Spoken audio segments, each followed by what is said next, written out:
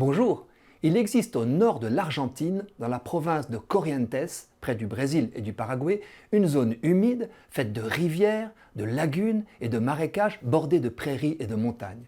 Elle est 2 fois plus vaste et beaucoup plus sauvage que notre Camargue. C'est là que se situe le plus grand parc national d'Argentine. Les 200 000 hectares du parc Ibera constituent le plus grand laboratoire mondial de réintroduction d'espèces éteintes.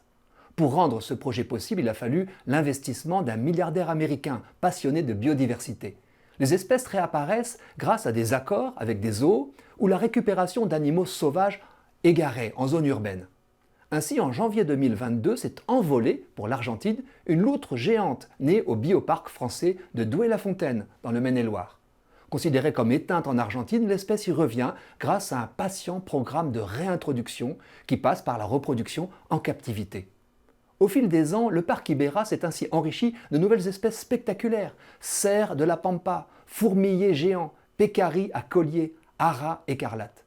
Il a fallu convaincre les populations de l'intérêt écologique, mais aussi économique, de laisser ces animaux vivre alors que leur capture ou leur chasse ont longtemps constitué des ressources appréciables. D'anciens braconniers guident désormais les touristes qu'ils tirent en barque avec leurs chevaux. Or voilà qu'un défi encore plus ambitieux est relevé: la réintroduction du sommet de la chaîne alimentaire, un grand prédateur, le 3e félin par la taille après le lion et le tigre, le fameux jaguar. Grimpeur, nageur et chasseur hors pair, c'est un animal emblématique en Argentine. L'équipe nationale de rugby a beau être appelée les Pumas, à la suite d'un malentendu, c'est bel et bien un jaguar qui figure sur son écusson. Dans nombre de légendes sud-américaines, le fauve occupe la place dévolue chez nous au loup et à l'ours réunis. On n'avait pas croisé de jaguar dans la province argentine de Corrientes depuis 70 ans.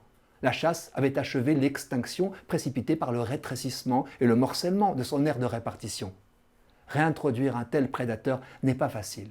Il ne suffit pas de libérer un spécimen élevé en captivité, car il doit à la fois se méfier des hommes et trouver seul sa nourriture.